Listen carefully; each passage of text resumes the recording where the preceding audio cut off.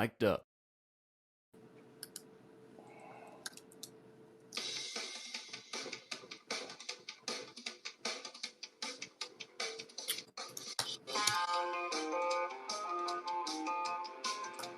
Happy Thursday night, and welcome to Yankees Coast to Coast. My host, quiet night tonight, just with my friend Mil Micah here to enjoy the evening with me. It's a little quiet, a little cold here in New York. All of our friends are at fantasy camp. That's your beautiful fan. Thank you. Well, I'm trying to get myself Air conditioners. Well, hey, listen. No? I played golf on Tuesday. I played golf on today, and I'm going to play golf tomorrow. And then I fly to New York on Monday, where it's going to be 12 degrees. You know, I hate you guys with all your California BS. Enjoying your sun, loving it. I don't enjoy my sons or alleged sons. Sons. Your son. S-U-N. Oh, okay. S-U-N. The other son. I did have Matthew here on Monday night with his 4-year-old corgi he adopted. That's always nice. Yes, it was nice. He adopted. Was he a rescue or? Yes, it was considered a rescue. It was a rescue. It was considered. No, it was a rescue. It was a home-to-home adoption, meaning somebody was trying to get rid of the dog, and he took the dog in so that the dog wouldn't have to go through the system and be at risk of being put down. Yeah. So he took that, and this is the nicest dog I've ever met in my life. It's just ridiculous. So that's great. And it's a pleasure to have the dog here, and the dog's name is Barkley, and the dog doesn't bark, which is really nice. Very nice. I think that's a wonderful thing. Mm-hmm. And, thank you to your son. Yes, that would be Matthew. Max, on the other hand, has a cat, and he's not a cat person. Oh, that's interesting. All right. Yeah.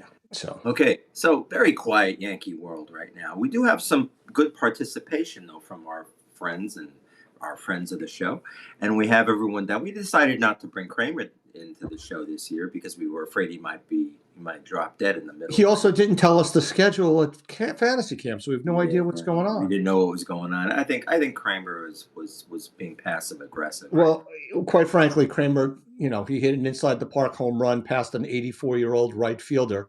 So I think he got too big for his britches. No, but you got to give the guy some love here. There are no human beings in the world slower than Dan Kramer. It's like. Are you talking mentally or physically? On every level. No, he's a very smart guy, but he's a very slow runner. Let's give it to him mentally, but physically, he is. I mean, it's like molasses seeing him run. First of all, I've literally seen him stop in the middle at second base and just say, "I'm done," and going back. I've seen him stop at second base while the play was still going on, and then just walk off the field because he was too tired. He was just too tired. So can you imagine how hard he had to hit this ball and how far? What's funny is when he hits it, it goes. Standing up. He made it home. It was I'm just glad he didn't slide. He can't slide. But they did say it was an 84-year-old right fielder. He was an elderly fella. First-time camper, and it was the first game, so he was probably not in shape. Yes, he is. He chose Circle, I'm sure. So anyway, they're having a great time. I missed them. They had Meredith Marakovitz send us a hello from the road. If we did have the technology, we would play her message, but we don't have the technology to play her. That would have been nice. Yeah. But it was she's wonderful, and we're happy they're doing well. They lost badly today to the River Dogs apparently. River Dogs are loaded up with a whole bunch of excellent players. Lots of steroids. I understand that there is definitely performance enhancing. Probably it's got to be some performance enhancing stuff going on there, don't you think? Well, I think really the only guys that are left on the team from when we were there are Kuz, who I don't even know, Valenza, DeMayo, Tommy, and Phil. Is Phil back at camp? Yeah. Phil texts me every year the night before camp to say, "Am I going to see you?" And every time, if I don't go, I always feel bad. One of the nicest men in the history of men. One of the history of men. He is nice. Yeah. He is. We all love Phil. Phil's a good guy, and I hear that the Michael Sherman is also having a great camp as well, having lots of fun. He's with Leyritz, and who else is with him this year? He's got Leyritz and Homer, maybe? Okay. Is that it? Oh, Homer's back. Somebody told me Homer I think wasn't. Homer is back. Good. I'm not Homer's certain. the highlight of camp. I love the fact that when you're in the clubhouse, Homer comes and hangs out and he talks to you. And one time he gave a little hitting clinic Hmm. on which was really good to see on how to make hard contact, which was fabulous. And I love when that kind of stuff happens. I saw Jake was there today too. Oh, really? As a guest? I didn't Somebody see took a that. picture with Jake. No. That was that's from 2 years ago. Oh, That was Murray. I know. That was Murray sending me a picture of him with Jake in his dirty uniform, Yankee uniform. Oh, I didn't know. I thought that was a picture from this. No, my bad. No, it was him saying, he was talking to me about how I said Jake wasn't there this year and how sad that was. That there are no representatives for the first time in the history of camp from the Mantle era. Well, Jake, supposedly somebody told me Jake is going to come down for a couple of days, but it's already getting late because it's Thursday. Yeah, So I yeah, don't know when Jake is going. And Sturts had originally said when Jake stops coming, he's going to stop coming. But I heard him and Gallego get along really well. And yeah. that was a report from Judy Maton.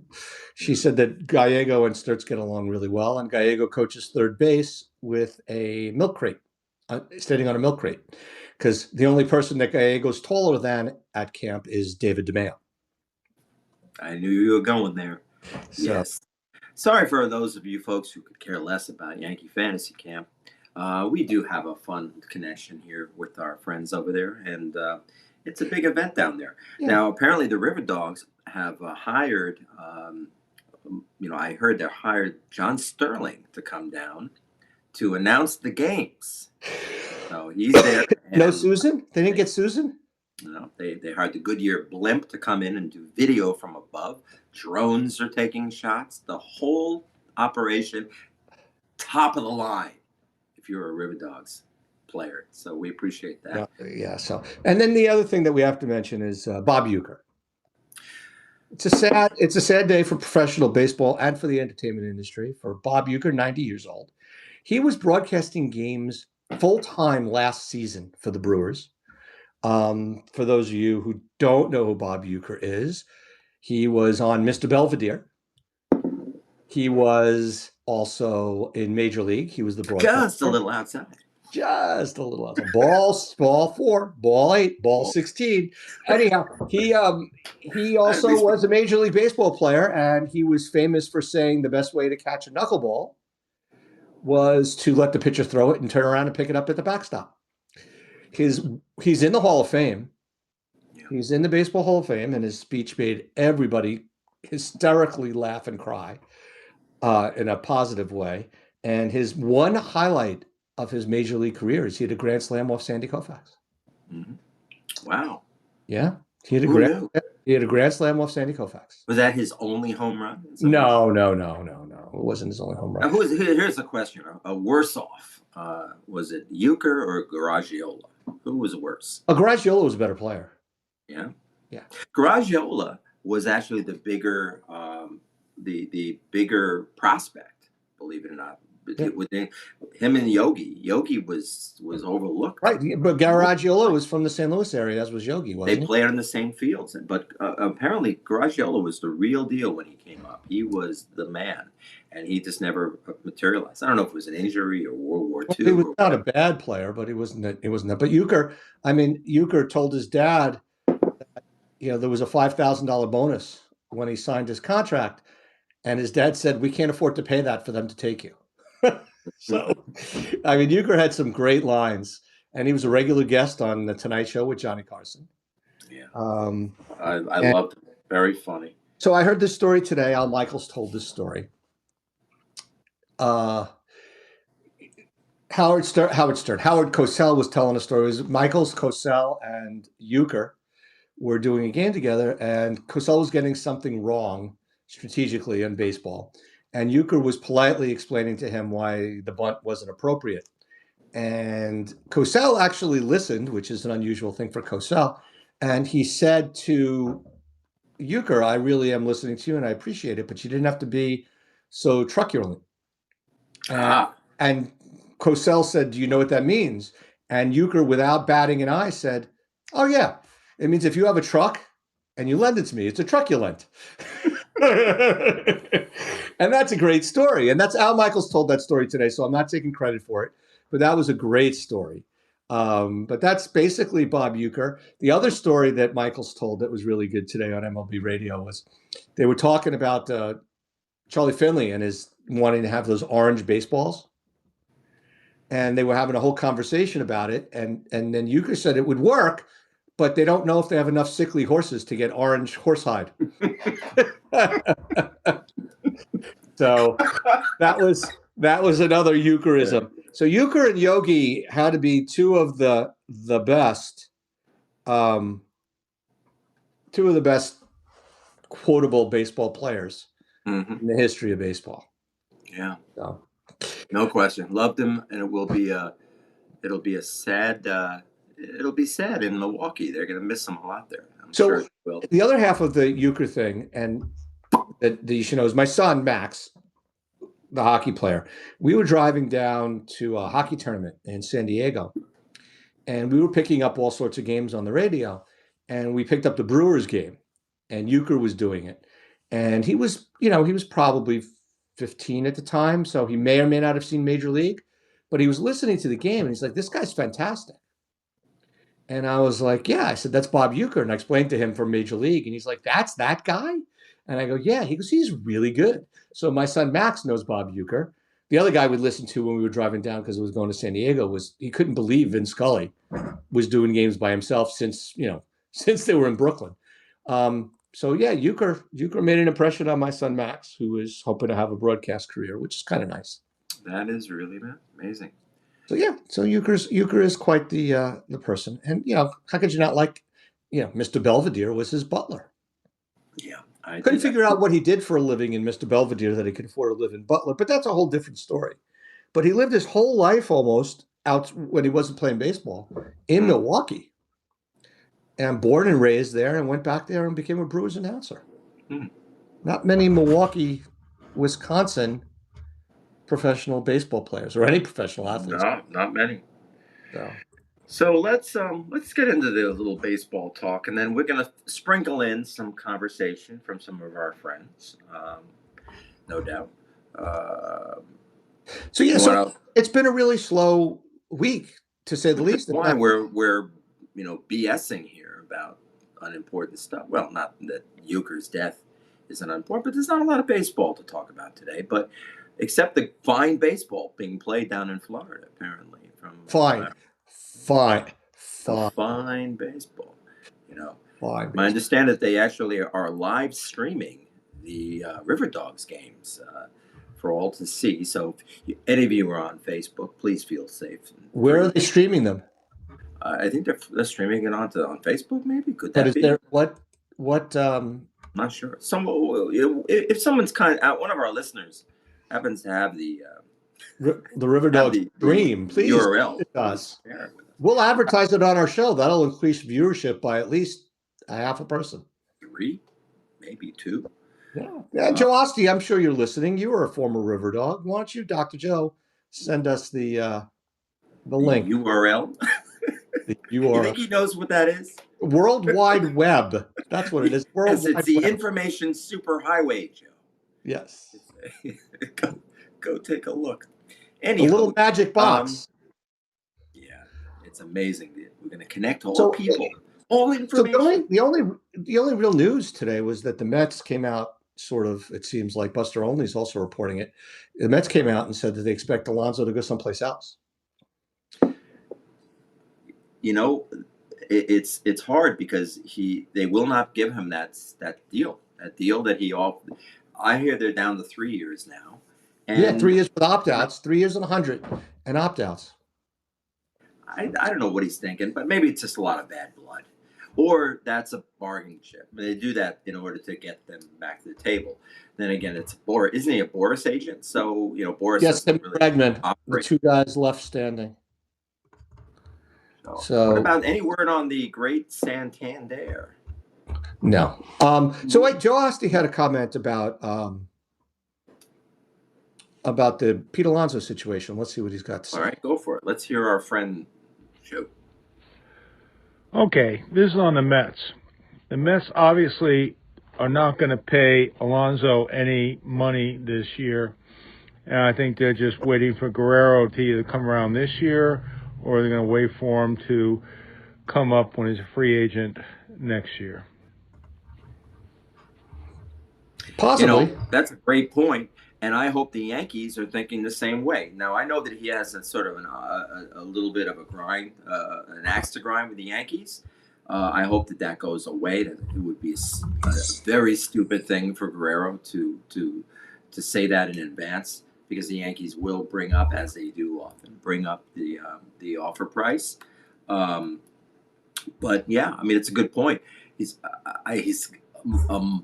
far better ball player all around than Alonso. I think Alonso would be a mistake for anyone long term, because I don't think he's the body type that's going to improve. Well, I I don't think would. Guerrero's also got a thicker body type, and he might get in the way of the 5 years down the road of I don't think Soto Guerrero being. strikes out like he does. What's Guerrero's? Let's take a look at Guerrero. No, Guerrero does not strike out. Guerrero is much more selective than his dad was. So Let's take a look at Guerrero. Vlad Guerrero. Unea. Last year he had an insane year. Matter of fact, he was insane last year. Last year he had 616 at bats, almost 700 plate appearances, hit 323 with a 396 on base and a 544 slugging. The man was out of control. It was probably his second best season after 2021, where he had 40 homers and 111 RBIs. He only had 30 homers last year.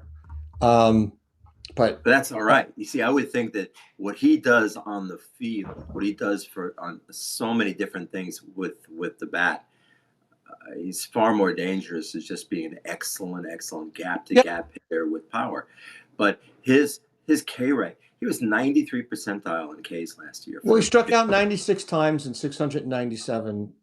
Yeah, that's like old school. One out of every seven. Like that's about 14%. About 14% of the time. Yeah, I mean, that's which amazing. Is great. And in his walk percentage, he's walked 10.3. I mean, he is really well. He strikes out between. It looks like he strikes out between. His low was 91 in a full season, and even then, that was only 123 games. But since 2021, he's had between 96 and 116 strikeouts, which is fine because he's playing every day. He doesn't miss it. So, but those 2 years, 21 and 24, he was out of control, where his on-base percentage was 396 last year and 401 in 2021. But generally speaking, his on-base percentages is in the 340 range. And his slugging numbers are generally in the 450, 460 range. Last year was at 544, which was an aberration, and he only had 30 homers, but he did hit 44 doubles, whereas the year he had 40 home runs, 48 home runs in 2021. He only had 29 doubles, but that makes sense because he hit more homers. So he had 77 doubles and homers in 2021 and 74 of them in 24. So, I mean, he's not bad in those other years, but he's not hitting 320. He's hitting 270. He's got a 340-ish on-base percentage and an 800 OPS, which is good. Yeah. And while he's an excellent, last year he was out of control. It's not much in the field. I mean, I don't think he's going to be a great. He's not fast. He's not an awful first baseman. He's got a good arm. I don't know how important a good arm on a first baseman is. No, but I mean, he used to play third base. That's why he came up as a third baseman. But yeah, so Vlad's not signed. He's not anywhere. But when you talk about the Yankees, Asti has another comment about the Yankees. Let's play that, and he'll lead us into the next topic.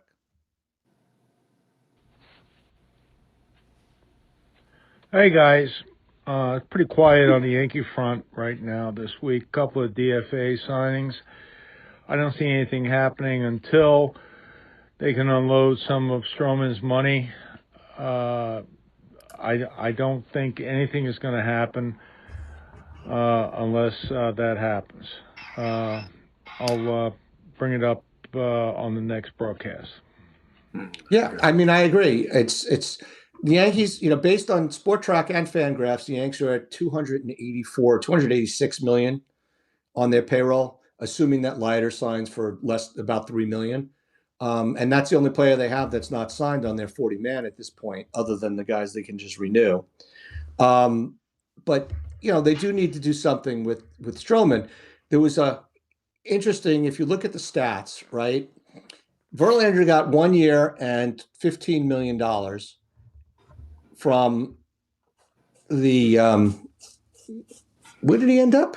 He just signed. Why am I not remembering this? San Francisco. San Francisco. Gee, he's out here and I didn't remember. 1 year and 15 million from the Giants. And last year he threw all of 90 innings. He was hurt most of the year. His ERA was 5.48. He allowed 98 hits in 90 innings. He walked 27 guys and he only struck out 74, which was less than one an inning. And the year before that, he only pitched 68 innings because he was hurt. And the year before that, he pitched 150 innings the year before that. And he got $15 million, right? I don't see why Stroman's not worth about the same amount of money as him, especially since Stroman's younger. I mean, yes, the Yankees are going to have to eat money, but how much is the question? They just, there's no question, and I've said it again, I'm going to say it every day, every show that we have. There's no question that he's going to get traded in spring training. It's going to happen. Even if it's a salary dump and they don't like the terms, they're going to do it. Not because they don't want to have a 6 starter or a 7 starter or whatever. It's not that. A guy like this will rot on the bench. He has no bullpen value. You don't need a crafty lefty. You just don't need a crafty pitcher. Righty. Crafty righty. Sorry, if he was lefty, that would be interesting.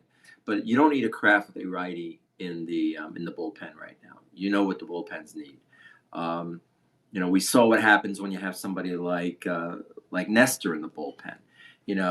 They're not built for it. And my feeling on this is he's not going to be happy, and it's just going to become a cancer or a big hole in their lineup and in their team. They're not going to be happy with it. So he's gone. He's as good as gone. I see him going March 15th. He'll be gone, but because somebody's going to get. What is it? The Ides of March? You Shakespeare all of a sudden? What's going to happen is there's going to be your usual 7 Tommy John announcements that everybody's got elbow impingement problems, and suddenly there's going to be a scared team out there that's going to be looking for a healthy arm that can give them 150 innings, even if it means giving up an extra 18 million next year. If he breaks, that would be a good thing for one of those teams, probably. So the way I look at it is where he's gone. So talking about it like he's going to be on the team, it's meaningless. The other player that they say they compare him to is Martin Perez, who last year between the Padres and the Pirates pitched 135 innings and allowed 151 hits and pitched to an ERA of 4.53 with 107 strikeouts in 135 innings. And I don't, and he only got 1 year, $5 million. And I don't know, I don't disagree with him being a 1 year, $5 million player, but in all reality, he's not really worse than Stroman is, but he only got 5 million. Why did Verlander get 15? Yeah. Well, I think Verlander comes with a pedigree of winning. I mean, that might be the kind of thing that they want. I could see. I'm not sure how young a staff you guys have out there, but is somebody like him? They have Webb as their number one guy, and then they've got a couple of young guys behind them for the most part. I think that first of all, nobody wants to go to San Francisco anyway, so there's money being burnt. I mean, they're burning holes in their pocket. So, it seems that they probably have the money to spend. Bringing him in is not going to be a bad idea if they get him healthy. If they can keep him healthy, he's going to throw. He's he's become crafty and he knows how to throw. Seems to me he's a guy who can be effective for them in probably bringing along some of those young guys, kind of like Goldie is doing with the Yankees right now. Then the Yankees see Golden, so that's why I think the Goldschmidt signing wasn't so terrible on a lot of levels, because maybe the Yankees are going after Guerrero next year. Would like to a full press on him and not have that spot locked. Maybe not. Maybe it's going to be another one of those things where we get excited and nothing happens because he won't come here. But could be. At least they're wide open. So Well, Joe's point's really good one. Tucker's the guy that they, but that's so the other contract. Here's what I want. I want Tucker. I want the Yankees 3 or 4 guys to step up, have great farm seasons, and then the Yankees can make some trades and pick him up at the end. That's a guy I'd like to have on my team in August and September, and then in the playoffs. So he just settled with the Cubbies today. The Cubbies, he had asked for 17.5, and the Cubs offered 15, which was the biggest spread of anybody who went to arbitration and traded numbers, and they settled at 16.5. So the Cubs got him signed for this season. The other pitcher that signed for 1 year and $15 million, and this is a crazier contract than any of the others, is Alex Cobb. The guy was hurt all of last year, and was on the Guardians and pitched a whopping 16 innings. Granted, he pitched 150 the year before for the Giants and 150 the year before that for the Giants. But why you're giving that guy that much money, 1 year and 15 million, is beyond my understanding. I mean, he was a little bit of a better pitcher, I would say, than Stroman was in 21 and 22, but Stroman was crap. So, but Cobb was crap before that. I mean, he was terrible on Baltimore they gave him a big deal and he was terrible on Baltimore. So he got 1 in 15. And like I've said last show, and I'll keep saying over and over again, Stroman at 12 million or 10 or 12 million dollars to be a number 4 and number 5 starter is a value for people. That means the Yankees are going to have to eat between $6 and $8 million. But there are teams out there that need pitching.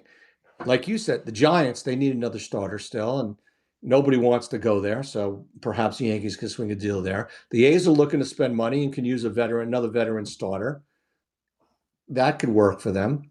Teams that need starters that won't spend the money are the Marlins and the White Sox and the Rays. So we're not even going to discuss those guys. But there are teams out there that need starting pitching. Minnesota needs a starter. Seattle is one of the few teams that doesn't need a starter. There's teams that are out there that need starting pitching. The Reds, the Brewers, although they got Cortez from the Yankees. You got a bunch of teams out there that need some starters, and at 10 to 12 for a number 4, number 5 starter, that's a good price for a number 4, number 5 starter. The other starter that's out in the market makes a hell of a lot more money than he does. What does Montgomery make? Like $23 million he's making this year? And he was god-awful last year. So Arizona is really looking to dump him. And it's so nice Sasaki. So nice. It's really nice not to need starting pitching. When was the last time the Yankees had startings to give away? They gave away 2. They have 2 to give away this year. I mean, it's a great thing. Let's just hope if they can stay healthy, this could be a really good season for their total. Yeah, the starting pitching depth's a little thin. I mean, I agree with you that Stroman serves no purpose, but then their starting pitching depth, not death, although it could be the death of them. Their starting pitching depth becomes Warren, Beater, we'll see these maybe guys. So that's the tough thing is you don't want him as the 6, but I've said it before. They need great seasons from their minor league system. They're 20. What did you say? They're 29th in the league right now. I mean, it's horrible how bad they look right now. And they only have one player. They listed the top 10 when they did a review. MLB Network did a review of the top 10 players at each position. The Yankees had one guy, and that was Dominguez in the center field list. And he was like 8th or 9th in the center field list, and nobody else at any position nor at left-handed pitcher or right-handed pitcher or closer that were minor league players. So, I mean, that's terrible. Yeah, that's a problem, and this is a function of a few things. A lot of guys didn't develop. I wonder if there's like sort of any kind of if there's a hangover from a lot of organizations because of COVID. That a lot of guys didn't develop in the low levels, and now when they're coming to the upper levels, they aren't as strong as they were. Because all those guys that are now in their third, fourth year in the organization seem to be sort of petering out, and I just kind of wonder if that was part of 24's problem. But also, you got to think about Cashman has just been trading everybody. They're into all their depth is gone. Right. So if you look at the depth the Yankees had, right, they traded King away. Obviously, they traded Cortez away. And those are major league pitchers. By the way, the Padres are looking potentially to deal King, who's a free agent after this year. The A's were nice enough to take Waldichuk, J.P. Sears, Luis Medina. All these guys, just none of them happen. Caprillion is still there someplace with the A's as well. Probably back in single A, he's become a lefty now. Which I decided to try to throw the other side. He pitched in some seriously bad luck. Wow, yeah. I mean, that's terrible. So you've got a bunch of guys that they've traded away. And they got a bunch of guys that they brought in. I mean, Beater for Gallo was a deal, one to dump Gallo, but two, Beater, they expect more out of him. The other thing that the Yankees did is this guy Arias that they just signed from the Cubs, which I thought was amusing, that as soon as the Cubs designated him for assignment, I read that he's got a 90-plus mile-an-hour sinker and high 90s fastball. I was like, oh, this is a guy that's perfect for the Yankees, because that's the type of guy that they work really well with. There it is. Now, this guy has in 23 had a 65 fastball and a 55 changeup. That's the ranking, not the speed, right? Yeah, but that's like out of I don't know if that's ranking or isn't. No, that's it. It's out of 70. That's what they rank. Yeah, that's it. They rank him out of 80. Yeah. So that's pretty amazing. And he seems to have 5 good pitches right now. Or 4 good pitches. His problem is his control. Mm-hmm. He just can't seem to get out of his own way. So let's see. Yeah, I mean, this is definitely Matt Blake doing. And absolutely. The other guy that the Yankees have for pitching depth is the guy that I've been picking on for the longest time, and that would be Brubaker, right? They seem to think he is ripe to step right back into a good role. Well, in 2022, a lot of money. Not only that's a lot of money considering he hasn't pitched. What did they give him? They give him 5? I don't know. I don't have it in front of me right now. But in 22 for the Pirates, he pitched 144 innings, and in the 144 innings, allowed 157 hits, but he struck out 147 guys, so he's a strikeout guy. In 2021, he threw 124 innings and struck out 129 guys. His control is he's averaging about a little under 3 walks per 9. His ERA is pretty high. But Brubaker is a guy that's perhaps they see him as their pitching depth. He's 31 years old. It's not like he's young. So see what happens. Well, we will see. And I think this Arias guy, that I love it. We'll see how he looks in spring. You could see him stepping up a notch and moving quickly if he can learn how to throw the ball over the plate and not give up home runs in the process. But it's going to be interesting. See what happens next couple of weeks. Really want to see some of these guys. If there's anybody there on a short-term deal, we can play our friend Robert Pincus here. We do have a new friend of the show, Robert Pickus. Pickus. Pickus. Pickus. So as far as the quietness, let's see what Robert Pickus has to say. Sign Bregman and let's just get this charade over with. Who is he? Do we know who he is? No, but we love him. We love him. Don't like what he said, but we love him. I don't dislike what he says. I think it would be it'd be an interesting thing to sign him on a 1-year deal for 26. I just don't think the Yankees are going to spend $25 million to bring him in for 1 year when they don't absolutely need him and they don't have the money. They want to go up and over the threshold that high. I don't know. I think the same thing that's going on with him was what went on with Alonso. He's a Boris guy, and the music stopped, and they seem to not have a place to land. Yeah. But the place to land for Bregman really looks like it's the Red Sox or the Mets. I don't know what they're waiting on. And Cora loves him. Cora, who plays center base. They have Vientos. Where are they gonna put him? Vientos would go across the diamond to play first base, and Bregman would be the third baseman. So that's the issue. Yeah, that's exactly the kind of move that Uncle Stevie will make. You definitely could see it. Well, the other thing is they signed Jesse Winker today to bring him back, and they like him. He had a good year. I mean, quite frankly, a platoon of Winker and Starling Marte as your left fielder. Yeah, although Winker's a bad fielder. He gets 80 games in a year for lucky. Marte, and then he gets hurt. So, how old is Marte? He's not that old. Starling Marte is not that old. He's been around forever. He was great that 1 year on the A's. Oh, Starling Marte is he's older than I thought. He's going to be 36.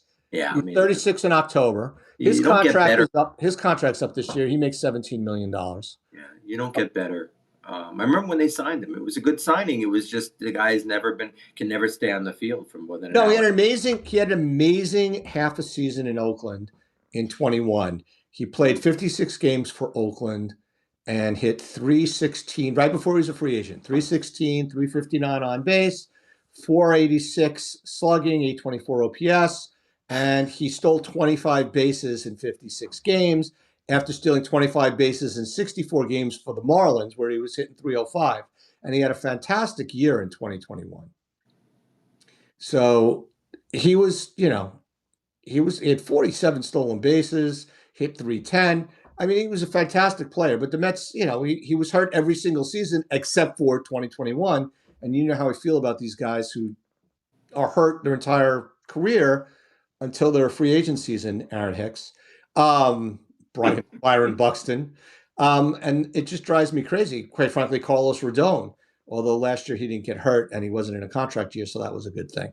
Mm-hmm. These guys that don't get hurt in a contract year, it makes me question not their effort, but a question, what's going on there that they all of a sudden don't get hurt in a contract year? That seems odd. Well, I mean, there are people who feel that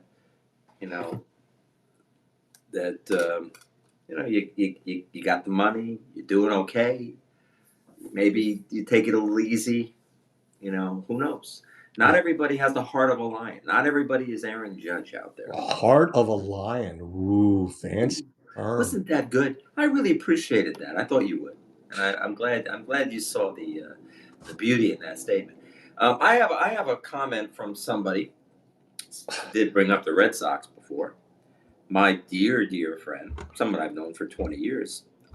Poor bastard. Played baseball. I played baseball. He's a Red Sox fan. I went to Red Sox fantasy camp and he got hurt. I think he hurt his knee or his back or something. I remember at camp 1 year.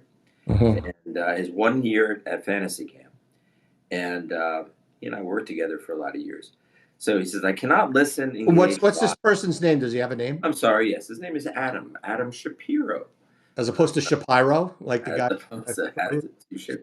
Shapiro. So from Toronto. So why does everyone think Bellinger is this great addition? He's paid a fortune and has had a WAR above 2.2 just once since MVP year in 2019. Nice player. I like Goldie, Wells, and almost everyone but Judge. I mean, fans seem to feel Jazz is some stud. And do people really think playoff Stanton will be in lineup every night? There's a legit chance the corpse of DJ played a lot. Tell me where I'm wrong. I'll tell you where he's right. Corpse of DJ is going to be the starting third baseman at the opening day. No, Stanton, it won't happen. No. Stanton's going to get hurt. He's absolutely correct. Jazz is not a stud, but he's much better than what they've had in previous years.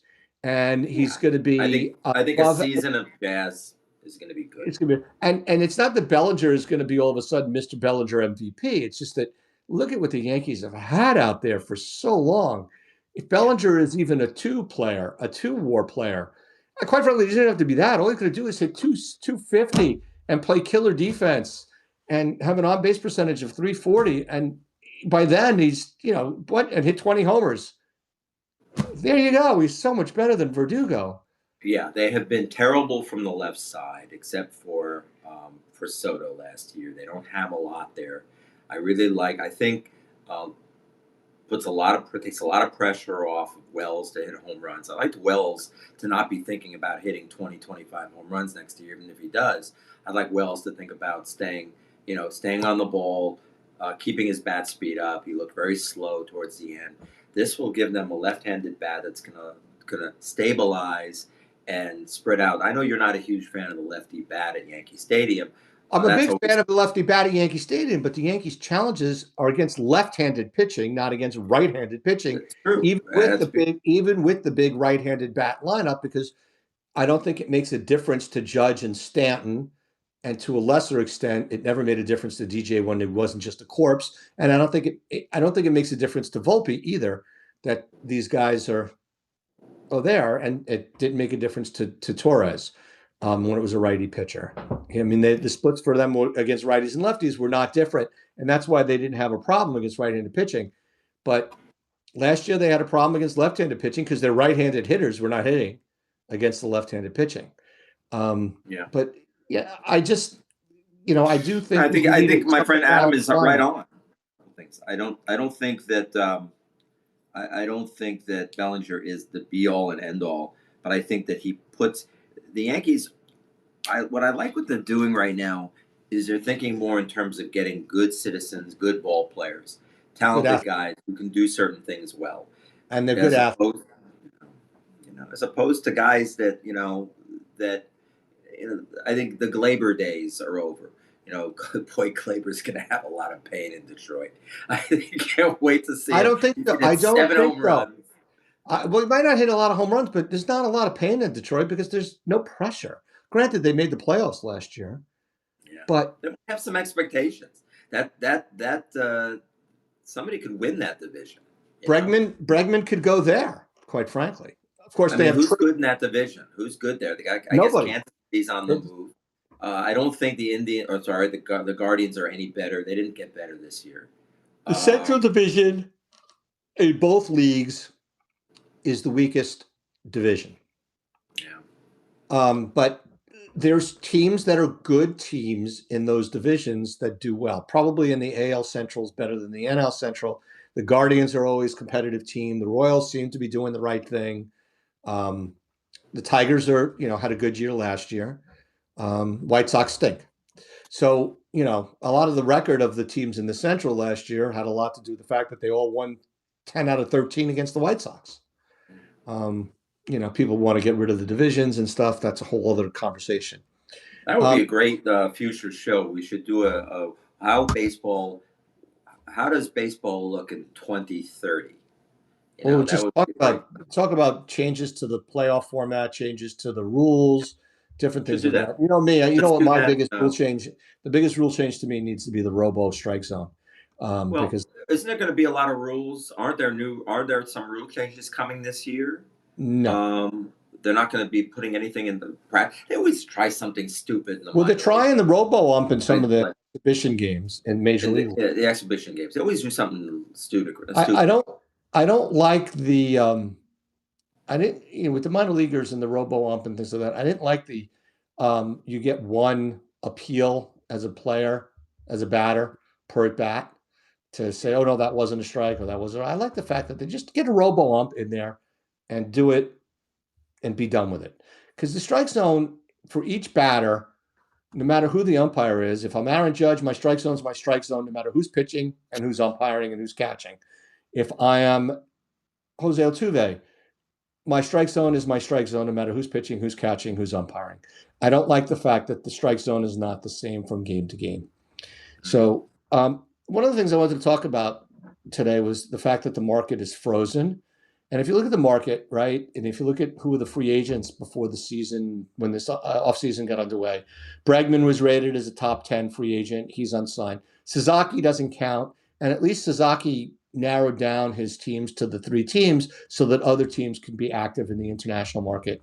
Flaherty was a top 10 free agent. He's not signed. Alonso was a top 10 free agent. He's not signed. Max Scherzer is a free agent. He's not signed. Hassan Kim, who we both like, is free agent. Santander is not signed. Jurickson Profar, who I don't want the Yankees to have anything to do with, is not signed. The bullpen guys, there's a lot of bullpen pieces that are out there. Tanner Scott is out there. Well, Nick Pavetta's not a bullpen guy. Kenley Jansen's out there. Why isn't that gone? Why hasn't somebody picked him up to get it? Don't they need a closer? Everyone needs a closer. So what's the problem? Kenley Jansen is not. He's not Kenley. Not Kenley. Oh, Tanner Scott. I think Mets are still looking at him. That's what's really amazing to me. Mets. Oh, so the other guy, by the way, the other guy who got a $15 million 1-year contract from the Pirates is Charlie Morton. And he pitched 165 innings last year with 4.1 ERA, struck out 167 guys. I don't see why this guy got $15 million either. You know, it doesn't make any sense to me. But he got signed for $15 million. It's just odd to me, some of these guys who are out there. Carlos Estevez is a relief pitcher. He's out there. Robertson's out there. Kirby Yates is still out there as a free agent relief pitcher. Then you got some older guys like Justin Turner's out there. Harrison Bader's out there. J.D. Martinez. Jan Moncada, who's a minor league guy. Guy the Yankees, I think, should look at, would satisfy Kramer because I think he's a lefty, is your friend and mine, A.J. Minter. But, you know, who knows what the Yankees will do with that. He's a left-handed relief pitcher the Yankees could do something with. So there's a lot of guys. The market seems to be pretty frozen out there until the relief pitchers start to sign. Yeah, I don't know what's holding everything up. It's getting later and later. You got to really be nervous if you're one of these guys now. You got the big 3 of Santander, who's not a Boris client, Bregman, and Alonso. And then you've got the bullpen pieces of Scott, Minter, Sewald, Robertson, who are, and Estevez, or are high leverage relief pitchers who are out there. Our friend Rob Weber from Highlights from Lowlifes, Wednesday nights at 7 p.m. Pacific, here on the Mic'd Up app, has something to say. He was listening to the Michael Kay show today, which is interesting. Not sure if you guys heard on the Michael Kay show today that the Yankees are looking to sign Munetaka Murakami from the Japanese League next year when he becomes eligible to sign with the major leagues. Apparently Goldschmidt is just a 1-year stopgap. Yeah, this guy is Hideki Matsui. But it's a Japanese player coming to the United States. It's going to get to cherry pick where he wants to go. It's not a draft where they're going to get him, and it's a wild card that's out there. And as we've talked about, the Yankees don't seem to put the full court press on these guys by rolling out Hideki Matsui and Tanaka, or Hideki Irabu for that matter, or Kiyagawa, or roll those guys out. Hideki Irabu's dead. Probably not a good idea. Well, that's the only way to get out there if they roll them out there. But what I'm saying is Yankees don't roll those guys out there. Plus, it's got to be a benefit having Ohtani alive and well and kicking, not to mention the fact that the guy took the contract he took so that they could sign other players, an advantage with the Japanese players. It's interesting. I mean, there was that two-way player that signed today. That's a shortstop two-way player. International signing? Yeah, he's like 16 years old or 17 years old, something like that, though. But the thing about this, again, you're right, and it bothers me. The Yankees don't seem to play hard. They play very well in the Latin American draft. Absolutely, they're very good down there. They really focus there. But what bothers me about them is they focus on these guys that are so young that they're 10 years away from being of a relevant sort. I like the thing about these players in Japan. In the East is that they're getting, these guys are ready. They may not be like major league quality yet, but they certainly are ready. and they but these could be. guys like Sasaki and Yamamoto last year, and the guy the Giants signed who got hurt right away. There's guys that are out there that are good coming over from They're Japan, good, Korea, who but are good players. they don't put the full core. You hit it on the note. They don't go all in on these guys. They seem to go all in on the other guys, and then this they kind of hold back on. And they're there, but I get annoyed. It's like, oh, Cashman flew to Japan today, to see this guy. I mean, it almost feels like they've been burned. Like they do what they're supposed to do. They go on in. They make a good show of it as always, and then because they've got to explain to the fan base why they don't. But then they know they're not going to get the guys, and they feel okay. Well, we're all right. Maybe the Kagawa thing. You got to wonder. Did Kagawa just scare the living bejesus out of them Didn't and Tanaka make come? them? Tanaka came after But Kyogo. Tanaka was a can't miss. He was the best of the best. He Right. was So so was good. Sasaki. So was Sasaki, and But closer that made his way over to the Padres is a stud closer. We'll see what happens. they didn't go all in. Never felt like they went hard for Darvish. I always felt that Darvish would have been an interesting signing. They didn't really seem to go crazy They after. could have had Darvish at the same time that they had Tanaka, and really leveraged Tanaka, and they That's didn't. what I mean. That they didn't do that. Something's wrong there, and I don't know if it is. It's right because isn't Offerman one of Cashman's? Gene His Offerman. number two. Gene Offerman. Gene Offerman, isn't she like his number two? And she's big in the Asian market. So I'm not. That was her thing, and I'm wondering whatever happened, why we haven't done more there. But hey, listen, maybe it's just Maybe a the matter of these Yankees. guys having no shot. Maybe the Yankees are waiting for Tom Selleck to come back from Japan from that movie. Gotcha. What do they call him? What do they call him? What do they call American players in Japan? Gaijin. Gaijin. Okay. Isn't that what they call them? I still think that he had the best looking. He was the best looking baseball player I've ever seen in a movie. Not looks, in that I'm a Selleck fan. I do like mustaches on men though. But no, I think what I mean is he looked more like a ball player than anybody else. That's something we should talk about. Don't you think? He did. He definitely looked He like a looked ball. great.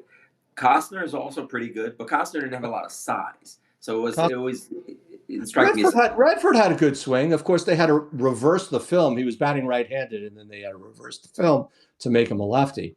But yeah, I mean, Redford wasn't bad in the natural. Redford wasn't bad either. Redford actually seemed to play ball at one point in his life. Luke Lelouch was not very good. Terrible. I mean, first of all, he didn't have the body for it. He's like some kind of. It looked like a milk toast. No, I just couldn't stand it. It was not good. I couldn't stand that. But then the worst of all, still to this day, Gary Cooper just can't get over the Gary Cooper. And all right, I'll agree that was a lie. They did not bat him in. They didn't film him backwards, but he still looked terrible. He didn't look like a baseball. He looked like he never played baseball in his life when they gave him that part. You know who looked like a ball player? The guy who played Jackie Robinson in 42. He passed away. Black Panther. Absolutely. Didn't he pass away? Yeah, he passed away from cancer. He played Black Panther in the Marvel universe. That was I loved him in that film. Black Panther. He was very good. He was very good in 42. I thought that was a very good movie. So yeah. So I think that's pretty much it for today. That's our show. We got a decent show. Nice considering the Yankees have done Jack Diddley. Let's very quickly check the news to see what the Yankees did while we were on the show. Because they always do something on our night. Within 15 minutes, they're going to do something. So beware. Do they have a hot stove tonight? I don't know if hot stove is on. It was on. Oh, well, here you go. You ready? Here's the only news that they got. Brian Hayes has not demanded a trade. We had talked about Brian Hayes. Of course, we both would have asked Charlie about that at Yankee camp, and Charlie wouldn't have told us because Charlie is a good man and would never have ratted out either direction that his son wanted to trade or not want to trade from the Pirates. But Charlie's down there. He's another good man down there at Yankee camp. Mm-hmm. So that's it. We got nothing. we'll see you guys potentially next week. Hopefully, will be some deals to talk about. Really, it's like I think Gosti had it correct. The Yanks are sitting back and waiting to see what they could do with regard to Stroman, unless of course the Yankees know that there's an issue with one of the other pitchers' arms, and they're not going to get rid of Stroman because they already know that they need that depth. That would be it. Only if one of these guys, let's say Rodon is not well, then you might have a different story. Cole's the question. Cole is the big question, really. Yeah, but I think my gut tells me Cole is back this year has the season that he's going to have his. I'm not going to say his last great season, but it'll be his tour de force. It'll be a dominant season. That's my feeling on him this year. And then we'll see what Fried does if he adjusts well. Fried strikes me as a somewhat quiet, stoic guy. It's me interesting to see if he handles the noise of New York well. I think so. Jimmy Key can have a couple of seasons. I'm sorry, Jimmy Key. If Max Fried could have a couple of seasons like Jimmy Key did, quietly go through the season with a low 3 ERA, win 15 to 17 games, not allow a lot of hard contact, not allow Does a lot of anybody even win 15 to 17 games anymore? That would be amazing. What I'm saying. I think he could. I mean, if you think about it, if he could throw, if he throws 30 starts out there and he averages 6 innings starts, he's going to throw 180 innings. Yeah. He could do it. I mean, if the Yankees could put some runs on the board, we'll see what happens. Let's see. All right, next week. All right, ladies and gentlemen, see you next week. Will you be around us next week, sir? We'll see. I will know more when I get to New York on Monday. Okay. All right. Have a nice trip. And thank you to all of our folks who participated today. Dr. Osti. Look for us on YouTube. Tickets, new friend. Yes. Don't forget YouTube. Keep an eye. Our YouTube page is exploding. We are getting, yes, we did have over 2,000 that one week, but we're getting, we're getting in the mid hundreds now.